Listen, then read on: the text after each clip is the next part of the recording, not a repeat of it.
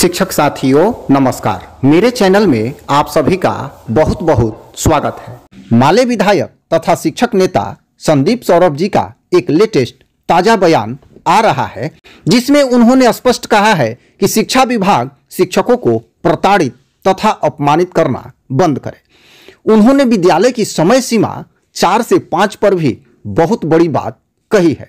उन्होंने यह भी स्पष्ट कहा कि सरकार का यदि यही रवैया रहा तो सभी नियोजित शिक्षक आंदोलन के लिए तैयार हो जाएं।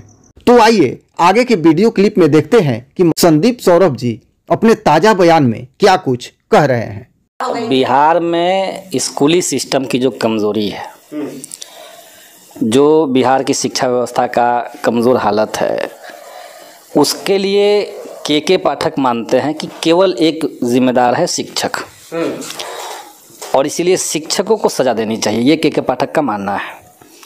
जबकि हम मानते हैं कि बेसिक इंफ्रास्ट्रक्चर स्कूलों में बुनियादी ढांचा नहीं रहने और लंबे समय तक स्कूलों में शिक्षक नहीं रहने के चलते, बहाली नहीं होने के चलते स्कूली सिस्टम कमज़ोर हुआ है। तो उसको जब दुरुस्त करना है तो ओवरऑल दुरुस्त करना चाहिए।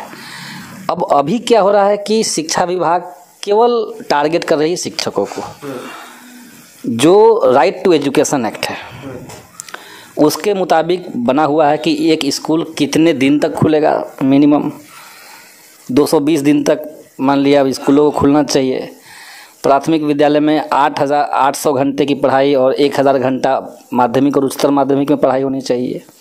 तो ये सब क्राइटेरिया जब बिहार का सारा स्कूल फुलफिल कर रहा था तो कोई ज़रूरत नहीं थी कि आप स्कूलों में समय को बढ़ा दें, छुट्टियों को काट दें, या ये कह दें कि गर्मी की छुट्टी में भी टीचर स्कूल जाएंगे। ये सिर्फ इसलिए हो रहा था कि इस टीचर्स को उत्पीड़ित किया जाए। अगर लोकतंत्र है और बिहार में महागठबंधन की सरकार इस दावे के साथ है कि भाजपा द्वारा लोकतंत्र और संविधान के हमले के खिलाफ हम लोग खड़े हैं, और वहाँ पे सबसे प्रमुख विभाग है शिक्षा विभाग, जो हर जनता से जुड़ा हुआ विभाग है, उस विभाग के अंदर अगर ये फरमान आ जाए कि कोई शिक्षक सरकार की किसी भी नीति की आलोचना नहीं कर सकता है, यहाँ तक कि शिक्षा विभाग जो उल जुलूल फरमान जारी करेगा उस पर कोई कमेंट नहीं कर सकता है, तो ये लोकतंत्र का हनन हुआ। आप असहमति की आवाज़ों को अस्वीकार करने का जो साहस जनता में होना चाहिए, जो लोकतंत्र उसको देता है, उसको आप खारिज कर रहे हैं। इमरजेंसी में ज़रूर हुआ था कि कोई शिक्षक संगठन आंदोलन में नहीं उतरेगा, लेकिन हम संगठन से जुड़ जाएंगे इसलिए हमको सज़ा मिल जाएगा, ये इमरजेंसी में भी नहीं हुआ। इसीलिए हम चाहते हैं कि जितने फरमान के पाठक के द्वारा अलोकतांत्रिक और गैर संवैधानिक चीज़ें जारी हुई है उनको विड्रॉ किया जाए, और इस बात की शिनाख्त की जाए, जांच की जाए कि आखिर शिक्षा विभाग को इस तरह के आदेश किसके कहने से मिल रहा है, और उन लोगों पर हमने मांग उठाई विधानसभा के अंदर। क्या लग रहा है? हमें क्या लग रहा है?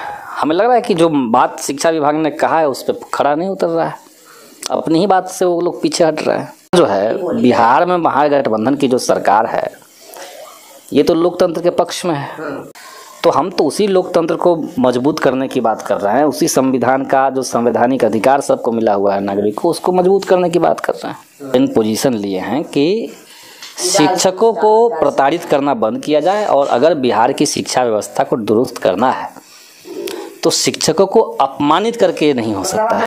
शिक्षा मंत्री की बात नहीं है, बात है कि ओवरऑल गवर्नमेंट चलाने का जो अप्रोच होना चाहिए उसमें पीपल्स रिप्रेजेंटेटिव का, जनप्रतिनिधियों का सम्मान होना चाहिए। और आप जनप्रतिनिधियों का सम्मान नहीं करते हैं, इसका मतलब आप जनता का सम्मान नहीं कर रहे हैं, क्योंकि जनता ने चुना है। जनता के प्रति जवाबदेह शिक्षा मंत्री की है, कोई आईएएस अधिकारी का जनता के प्रति जवाबदेही नहीं है। वो रिटायर जब होंगे तो बोरिया बिस्तर समेटेंगे और जो पैसा कमाए हैं उसको बोरा में रखेंगे और चले जाएंगे। ये जो के पाठक के फरमान के चलते एक डर का माहौल बना हुआ है और बिना वजह लोगों को परेशान किया जा रहा है। 5 बजे का समय तय कर दिया गया है और महिला शिक्षिका है उनको अपने घर आते आते 8-9 बज जा रहे हैं। तो उन सब से हम कहेंगे कि इस मामले में आप लोग डरिए नहीं, बल्कि संघर्ष के लिए तैयार रहिए। और हम अपने हिसाब से महागठबंधन की पार्टियों से हमारी बातचीत हुई है, और इसका अगर समाधान नहीं निकलेगा तो हम पूरे बिहार के शिक्षकों को अपील करेंगे कि आप लोग लड़ने के लिए तैयार रहिए और फिर पटना में हम लोग एक बड़ा आंदोलन शिक्षकों का करेंगे।